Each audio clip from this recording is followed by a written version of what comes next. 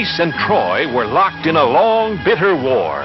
The Trojans had captured a beautiful Greek princess named Helen and held her within their fortress city of Troy. It did not seem possible that any man could break into the fortress city of Troy.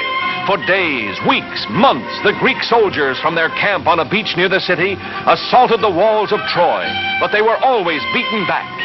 Then Ulysses, a great leader of the Greeks, said to his men, "I have a plan. It is dangerous, but if it works, the Trojans themselves will take us through the gates of their city."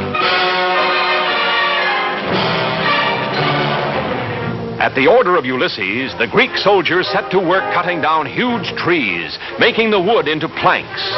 From the towers of Troy, the Trojan soldiers watched a big building grow taller and taller day by day until it was 6 stories high.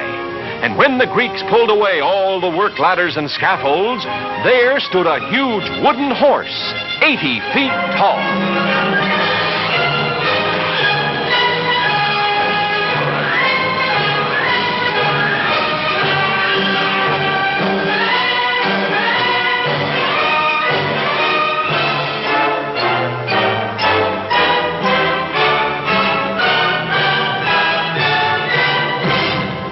All along the towering walls of Troy, the soldiers and the people gathered to look out across the plain at the great wooden horse. They wondered what it was for, what it meant.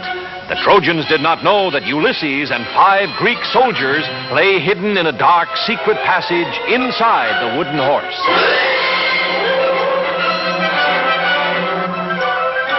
All through the night, fire blazed brightly on the beach. The Greeks were burning their tents just as if they were giving up their camp and sailing back home. When morning came, not a Greek ship or soldier remained. But where they had camped stood the great Trojan horse.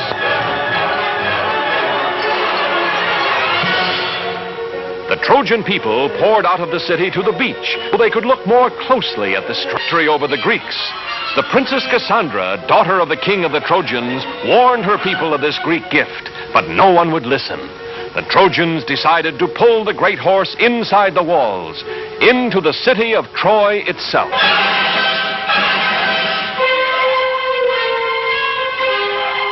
The Trojans tied thick ropes around the legs of the huge wooden horse.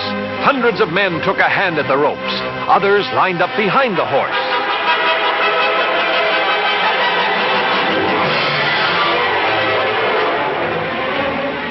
Whooping and hollering, laughing at the Greeks who had never been able to scale the towering walls of Troy, the Trojans tugged and pushed and pulled the huge wooden horse slowly from the beach, over the plains, and through the gates of Troy.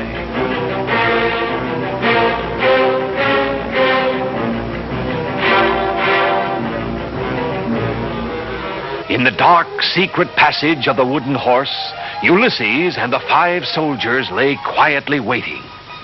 They could feel the horse being moved.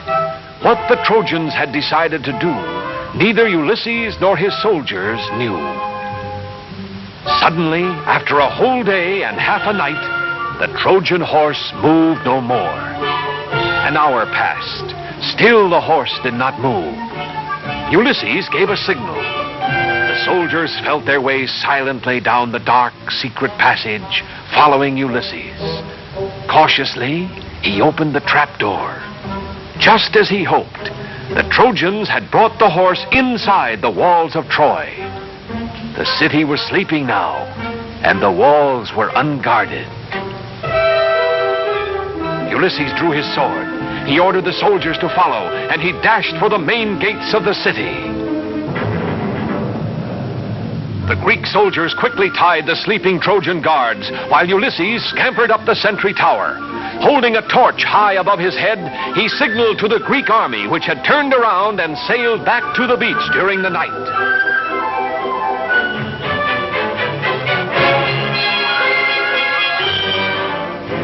And even as Ulysses and his men opened the gates of Troy, the Greek army was marching across the plain.